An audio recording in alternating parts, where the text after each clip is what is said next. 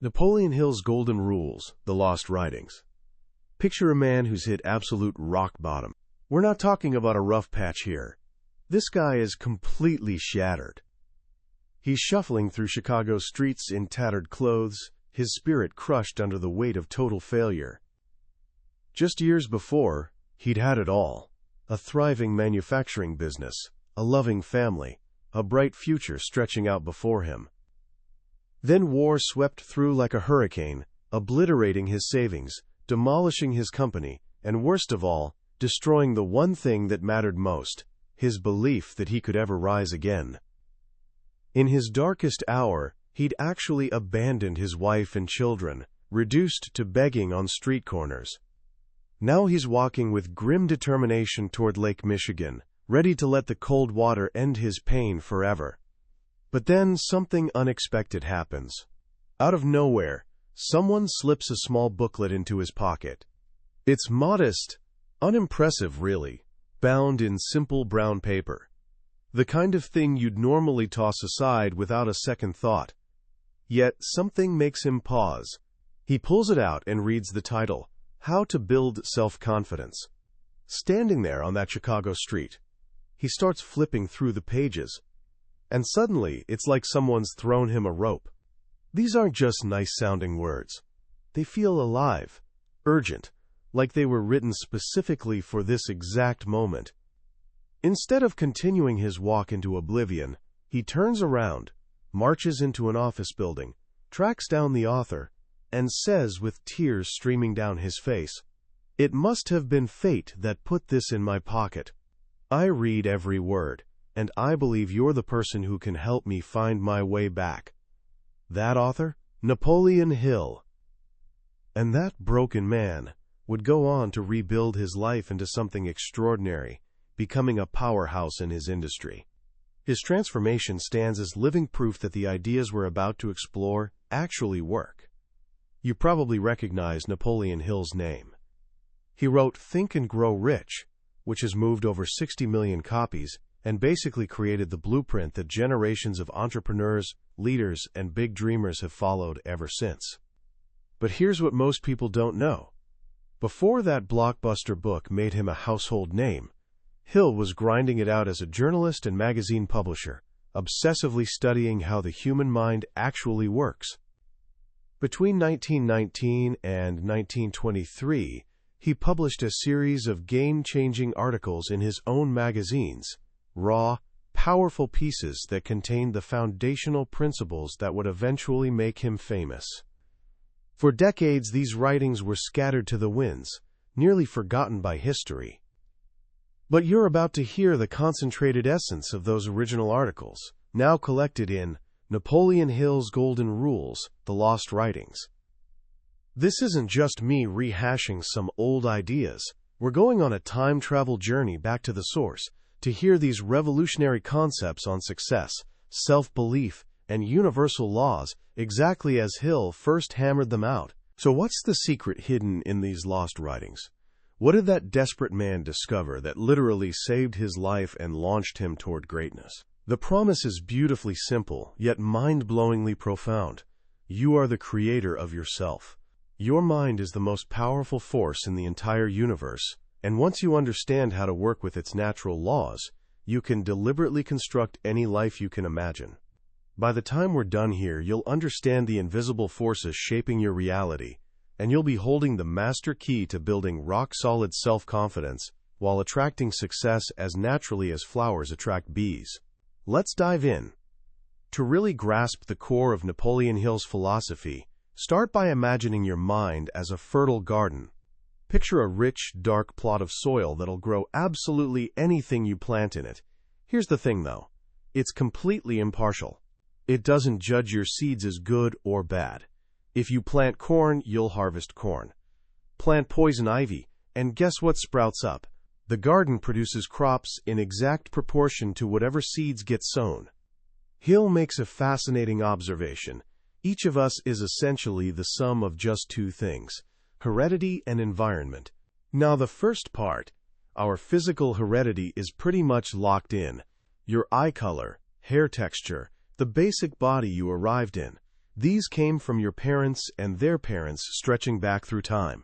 We can't change these very much, and Hill says it's pointless to waste energy trying. But here's where it gets interesting. There's a second type of heredity, one that's infinitely more powerful and completely within your control. He calls it social heredity. This is every single thing that's entered your mind from the moment you took your first breath. The lullabies your mother sang, the books that captivated you, the conversations overheard at the dinner table, the lessons absorbed in school, every impression the world has stamped onto your consciousness. These are all seeds being planted in your mental garden.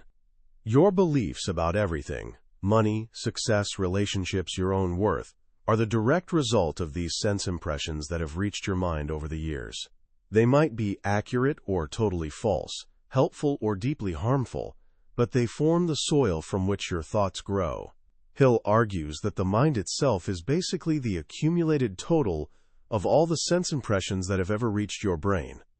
This is a staggering realization when you really sit with it.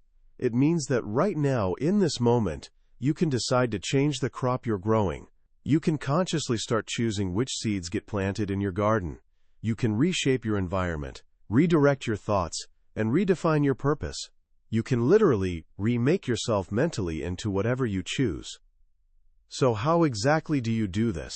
How do you become the master gardener of your own consciousness? Hill introduces a principle so fundamental that everything else builds on it.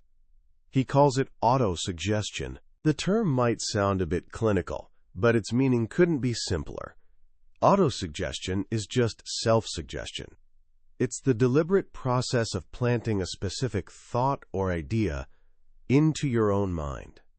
It's your tool for communicating with the most powerful part of yourself, your subconscious mind. Hill explains that our mind operates in two main sections. There's the conscious mind, which is what you're using right this second to listen and process these ideas. It's the part directing your body while you're awake. Then there's the subconscious mind, this vast, powerful realm working behind the curtain, controlling your body while you sleep and storing every single experience you've ever had. Think of the conscious mind as the ship's captain standing on deck, calling out orders. The subconscious mind is like the massive engine room below, filled with powerful machinery that carries out those orders without question or hesitation. Auto-suggestion is how the captain sends messages down to the engine room. Any thought you hold firmly in your conscious mind, especially one loaded with strong emotion, tends to impress itself onto the subconscious. And once an idea gets accepted by the subconscious, it starts working tirelessly to transform that idea into physical reality. For example, if you consistently hold the thought, "I am courageous, I believe in myself, I can accomplish whatever I set out to do," you're using auto-suggestion to plant seeds of courage. Your subconscious mind accepts this command and begins directing your actions, adjusting your posture, even modifying your tone of voice to align with a truly courageous person. Hill believed this principle was the only known method through which someone could literally recreate themselves into any pattern they chose. And he didn't just teach this idea, he lived it. He shares a personal experience that's almost mystical in demonstrating this principle's incredible power. For years, Hill struggled painfully with public speaking. He'd try and fail, over and over again. But once he understood autosuggestion, he devised a unique experiment. Every night, just before drifting off to sleep, he'd close his eyes and create a vivid scene in his imagination. He pictured a large conference table, and seated around it were the greatest men he most admired from history. Figures like Abraham Lincoln, Ralph Waldo Emerson, Napoleon Bonaparte, and Socrates. This became his imaginary board of counselors. His goal was to absorb the specific qualities he most admired in each of them. Night after night, he held these imaginary meetings. He'd look at Lincoln and tell himself, "I'm developing your earnest sense of purpose, your deep commitment to justice, and your courage to stand firm for what's right." He'd turn to Napoleon Bonaparte and say, "I'm taking from you your relentless persistence, your unshakable self-confidence, and your ability to inspire men to follow you anywhere. He'd look to Emerson and say, I'm developing your keen insight, your understanding of nature's laws, and your ability to reason from cause to effect. He went through this ritual every single night, commanding his subconscious mind to use these imaginary figures as blueprints for building his own character. Now, you might be thinking this sounds a little strange, like some elaborate childhood fantasy game. Hill himself acknowledged how odd it must seem, but then he shares what happened next. After just 1 week of this practice, he was asked to give a speech. His very first speech, after starting these nightly council meetings. And it was a smashing success. He impressed the audience so deeply that they immediately invited him back to speak again. From that day forward, his ability as a public speaker grew exponentially. Soon he was touring across the United States, speaking before major clubs and organizations, captivating audiences of business leaders and academics. He'd taken the magnetic power he admired in the great orator Henry Ward Beecher and, through autosuggestion, made it his own. He filled his mind so completely with the conviction that he would equal or even surpass Beecher that no other outcome was possible. This, he says, is the heart of autosuggestion. It's the process of building a definite aim, creating a crystal clear picture of what you want, and holding that picture in your mind with unwavering faith and persistence until your subconscious mind accepts it as reality. To make this practical, Hill gives clear instructions. First, you must decide on your definite chief aim in life. What's the one great thing you wish to accomplish? It can't be some vague wish like, I want to be successful. It must be clear and specific. Write it down, then commit it to memory. Several times a day, especially just before sleep, repeat this statement to yourself. Affirm that you're attracting the people, resources, and circumstances needed to achieve it. This isn't just wishful thinking or positive affirmations for their own sake. Hill explains there's a universal law at work, which he calls the law of attraction. Just as water seeks its own level, and an oak tree only grows from oak cells, like attracts like. Your brain, he says, is essentially a magnet. The dominant thoughts you consistently hold will attract people and opportunities that harmonize with those thoughts. If you constantly think about success and prosperity, you'll naturally seek out successful people, and they'll be drawn to you. If you dwell on failure and poverty, you'll find yourself surrounded by the same. By defining your chief aim and repeating it through autosuggestion, you're magnetizing your mind to attract everything you need to achieve that aim. Hill even shares a personal story about how this worked for his own finances. He revised his definite aim to include the statement, I will earn $100,000 a year.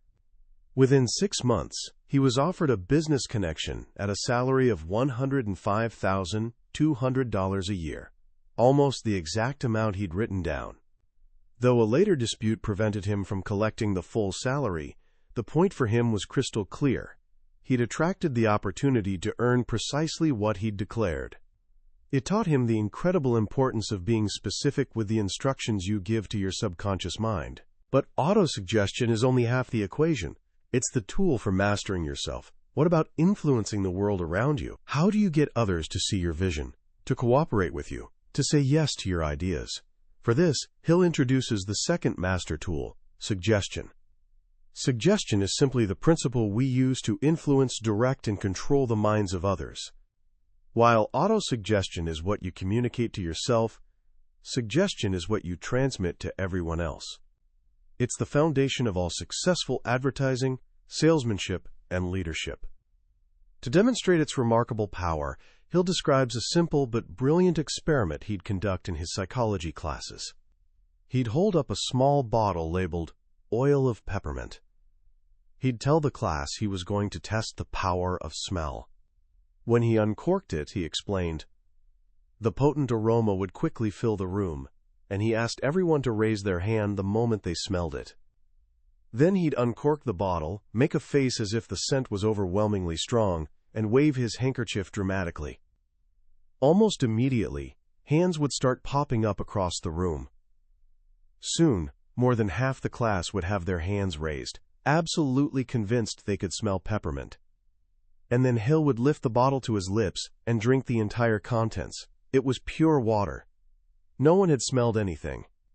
It was an illusion created entirely through the power of suggestion. He'd planted the idea of peppermint so convincingly that their minds created the experience for them. This same power, he warns, can work for tremendous good or terrible harm. He tells the heartbreaking story of an elderly woman who lived in constant fear of getting cancer. For years, she'd place her hand on her left breast and say, "Oh, I'm sure I have cancer growing right here." She focused on this fear, this negative suggestion, day after day. She eventually died of cancer, in the exact spot she'd always pointed to. Her mind had followed the suggestion it was given. But if suggestion can create disease, Hill asks, can't it also create health? If it can create imaginary smells, can't it also create real success? So how does it work? How do you effectively use suggestion to influence others? Hill says there's one crucial first step. You must neutralize the other person's mind. This doesn't mean anything sinister or manipulative. It simply means you must get them into a state where they're open, receptive, and not resistant to your ideas. You have to bypass their critical, defensive conscious mind and speak directly to their open, receptive subconscious mind. And the key to neutralizing someone's mind is gaining their complete trust and confidence. You cannot influence a person who's antagonistic or suspicious of you. The most masterful example of this, Hill says, can be found in one of the greatest speeches ever written, Mark Antony's funeral oration for Julius Caesar from Shakespeare's play. Think about the scene. Caesar's just been assassinated. Brutus, one of the assassins and a man deeply loved by the Roman people, has just given a speech convincing the mob that Caesar had to be killed because he was an ambitious tyrant. The crowd is completely on Brutus's side. They're angry at Caesar and ready to celebrate his death. Now Mark Antony, Caesar's loyal friend, takes the stage. The mob is hostile toward him. They're ready to shout him down if he says one bad word about their hero, Brutus. A lesser speaker would have started by attacking Brutus, by arguing, by trying to force his opinion on the crowd. But Antony is a master of suggestion. He begins not with anger but with humility and agreement. "Friends, Romans, countrymen, lend me your ears," he says. "I come to bury Caesar, not to praise him." With this single opening line, he neutralizes their hostility. He's not here to argue, he's just here to mourn.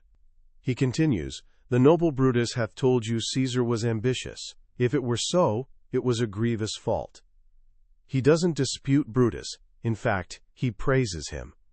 Over and over he repeats the phrase, "And Brutus is an honorable man." He floats with the current of the crowd's opinion. But then, very gently, he begins planting seeds of doubt. He reminds them how Caesar brought wealth to Rome. Did this in Caesar seem ambitious? He asks softly. He reminds them how Caesar wept for the poor. Ambition should be made of sterner stuff, he muses. He reminds them how Caesar was offered a crown 3 times, and 3 times he refused it. Was this ambition? He questions.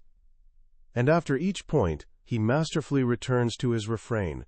Yet Brutus says he was ambitious, and Brutus is an honorable man. But with each repetition, the word honorable starts dripping with sarcasm, with biting irony. He's not telling the crowd what to think. He's guiding them to discover it for themselves. Then he pulls out his trump card, Caesar's will. He tells the crowd he found it, but he can't possibly read it to them. "It is not meet you know how Caesar loved you," he says, "for being men, hearing the will of Caesar. It will inflame you, it will make you mad." Now their curiosity is ignited like a wildfire. They demand to hear the will. He's made them feel like it's their idea. By withholding it, he's made them desperate for it. This is a fundamental principle of human psychology. The mind tends to crave whatever is withheld or hard to acquire. Finally, he reads the will, revealing that Caesar has left his wealth and his private parks to every citizen of Rome. The crowd, which had started out celebrating Caesar's death, is now completely transformed. They're filled with love for their fallen leader and rage against the honorable men who murdered him. They cry out, "Revenge! Seek! Burn! Fire! Kill! Slay! Let not a traitor live!" Mark Antony never once said, "Brutus is a liar." He never once said, "You should be angry." He used suggestion. He guided their minds, planted ideas carefully, and allowed them to reach the conclusion he'd intended from the very beginning. This is the art of persuasion over force. Force, Hill argues, is ultimately futile. You can imprison a person's body, but you cannot control their mind. The only way to truly win people over is through persuasion. By applying the same principles Mark Antony used, first gain their confidence, align yourself with them, and then gently guide them toward your way of thinking by making them feel it was their idea all along. Now, underlying both autosuggestion and suggestion are a set of invisible but unbreakable laws of the universe. The first of these, which we've already touched on, is the law of retaliation. The name sounds harsh, but Hill uses it to mean something beautifully simple. You get back what you put out. Like attracts like. The human mind has a powerful tendency to retaliate in kind. If you approach someone with anger and hostility, you'll be met with anger and hostility right back. If you approach them with kindness and respect, you'll, in most cases, receive the same in return. Every person you meet, Hill says, is like a mental mirror, reflecting your own attitude back at you. He illustrates this with a beautiful, simple story about his two young sons. One day, they were walking to the park. One boy, Napoleon Jr., had a bag of peanuts, and the other, James, had a box of Cracker Jack. James decided he wanted some peanuts and made a grab for the bag. Napoleon Jr. immediately retaliated with a punch. Hill stopped them. "Son," he said to James, "that's not the right way to get peanuts. Let me show you." He told James to open his box of Cracker Jack and offer some to his brother. After a bit of coaxing, James did. And then, something remarkable happened.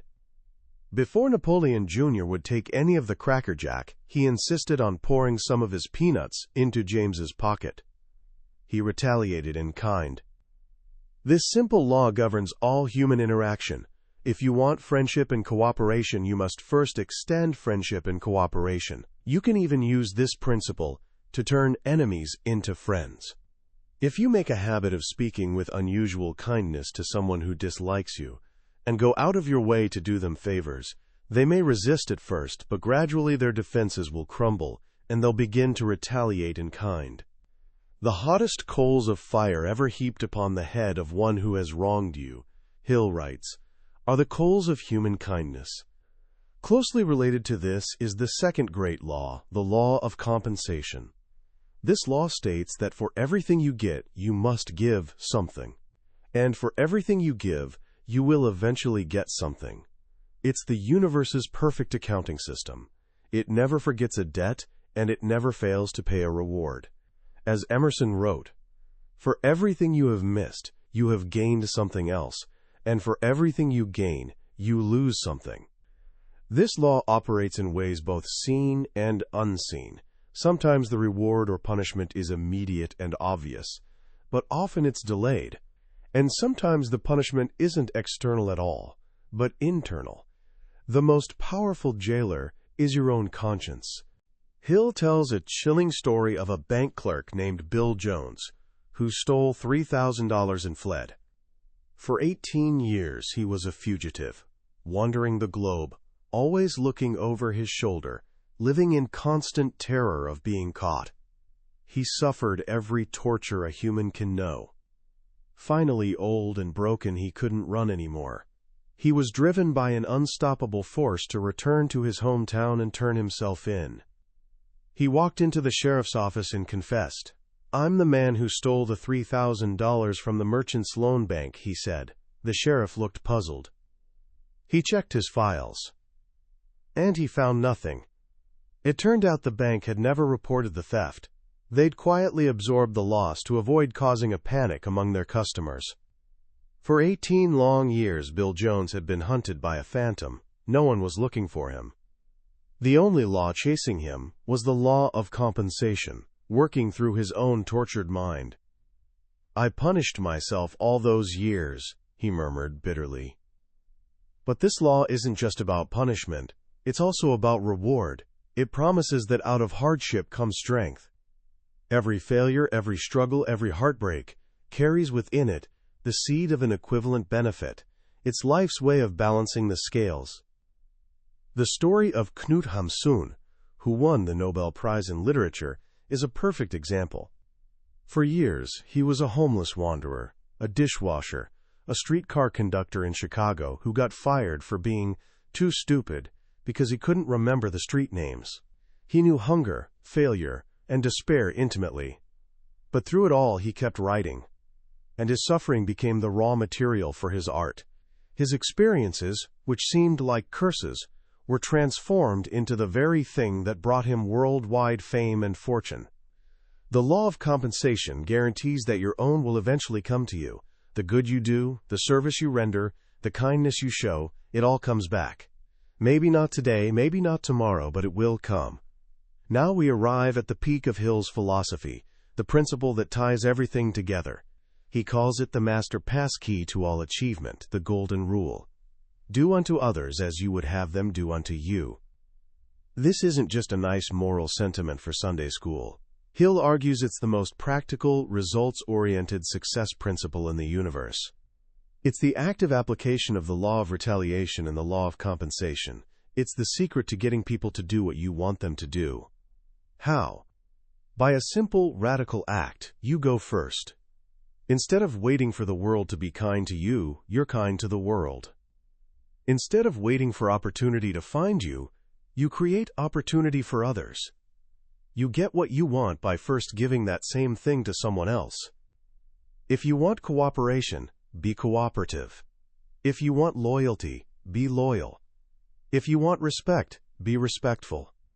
You can literally change the attitude of others toward you by first changing your attitude toward them. Hill tells a wonderful little story from a newspaper about a dog named Spug who was on trial for biting a boy. In the courtroom, everyone was angry. The boy's father was furious. The dog's owner was indignant. But then, during the proceedings, the boy thoughtlessly reached out and petted the dog. Spug, instead of growling, jumped into the boy's lap and began frantically licking his face. The boy started to laugh. His father snickered. The dog's owner let a tear trickle down his cheek, and just like that, the case was over. The judge said, "Discharged." That little dog, Hill says, tapped into the power that rules the universe. It met anger not with more anger, but with an act of love.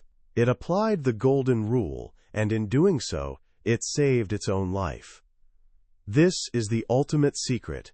It's the cure for the world's ills, from the smallest argument to the largest war. And it's the most practical business strategy you'll ever learn. When you build a reputation for dealing with everyone on a Golden Rule basis, you build a powerful force of goodwill that attracts confidence, cooperation, and opportunity. You set the law of attraction into motion in your favor. And perhaps most importantly, you build something inside yourself. When you fill your subconscious mind with the undeniable fact that you're a person of integrity, a person who serves others, you develop such powerful, unshakable self-confidence that nothing on earth can stop you. You create what Hill calls a Golden Rule consciousness, and this becomes the foundation upon which you can build any life you desire. But, Hill concludes, none of this knowledge is worth anything if it remains passive. To profit from the Golden Rule, you must do more than just believe in it. You must apply it. You must live it, demonstrate it, and make it the standard by which you govern every single one of your actions. Because the blessings of this law can be appropriated in no other way except through use. As we step back and look at these lost writings of Napoleon Hill, what's most striking is how incredibly modern they feel. These articles were written a full century ago, yet they contain the DNA of almost every popular self-help book you'll find on the shelves today. The law of attraction, the power of habits, the importance of mindset. Hill was exploring these concepts with profound clarity, long before they became mainstream buzzwords. What I find most powerful about this collection is its raw simplicity. Before the polished formulas of Think and Grow Rich, you can see Hill wrestling with these universal laws in their purest form. He presents them not as complicated theories, but as fundamental truths of nature, as reliable as gravity. The central recurring theme, and the one that I believe is his most important gift to us, is the idea of mental sovereignty. The world may be chaotic, circumstances may be difficult, and other people may be unfair, but your mind, your inner world, is your kingdom. You, and you alone, have the power to choose the thoughts you'll cultivate there. That's a power no one can ever take from you. Hill's message is one of radical personal responsibility, but it's delivered with immense optimism. He doesn't just say, "It's all up to you." He says, "It's all up to you, and look at the incredible power you have at your disposal." He hands you the tools, auto-suggestion, suggestion, the golden rule, and shows you, through timeless stories and practical examples, exactly how to use them. The story of the imaginary council table is, for me, one of the most brilliant and actionable ideas ever conceived for personal development. It's a way to mentor yourself, to borrow strength from the giants of history, and to consciously build the character you wish to possess. It transforms self-improvement from a chore into a grand, imaginative adventure. So how can you start applying this profound wisdom in your own life right now? It doesn't require a grand gesture. It starts with a few small, deliberate steps. First, take a few minutes today to follow Hill's advice and define your definite chief aim. Don't overthink it. Just ask yourself, what do I truly want? Write it down on a piece of paper. The act of giving your desire a clear form is the first step toward making it real. Second, try the imaginary council table experiment tonight. Just before you go to sleep, close your eyes and picture 3 to 5 people, living or dead, whom you deeply admire. What qualities do they possess that you wish to cultivate in yourself? Spend a few minutes with each of them in your imagination. See what happens. And finally, tomorrow, consciously choose one interaction in which you'll apply the golden rule with purpose. Whether it's with a family member, a coworker, or a stranger, decide to act toward them exactly as you would wish them to act toward you, without any expectation of immediate reward. Simply observe the effect it has, not just on them, but on you. This summary is your introduction, your map, to the territory Napoleon Hill laid out 100 years ago. We've explored the main pathways and landmarks together, but the real treasure isn't in the map, it's in the journey itself. The most profound insights often come when you're walking the path alone, when a single idea from the book suddenly clicks into place and illuminates your own life in a way you never expected. This summary is here to help you decide if this journey is one you want to take. If the idea that you can be the architect of your own mind and the master of your own destiny resonates with you, then I encourage you to pick up a copy of the book.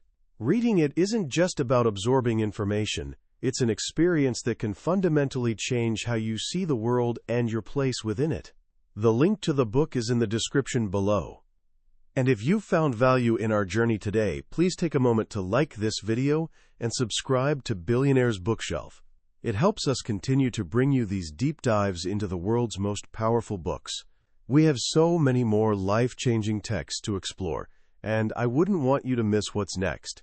Let's keep building our mental libraries and our lives together.